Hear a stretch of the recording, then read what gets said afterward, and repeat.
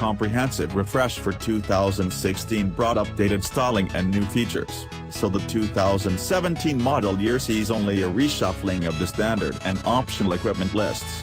Forward collision warning and automated emergency braking are now standard on all models, while the R-Line and SE gain some new standard features. An SE V6 with technology trim level brings down the price of entry for the V6 engine by a few $1,000s. There may be more coming. In November, VW showed a concept car it called the Passat GT at the Los Angeles Auto Show, suggesting a sportier version may be in the offing for 2018.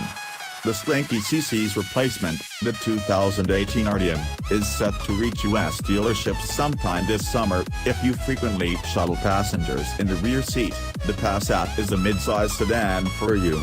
Space in the back is positively expansive, and backseat riders are even treated to their own air vents, USB port, and heated seats in higher trim levels. Up front, the dashboard presents a clean, easy-to-use interface, with clear gauges and a central touchscreen with attractive graphics and a simple menu structure. Although we miss the diesel engine, both gasoline powertrains offer competitive performance.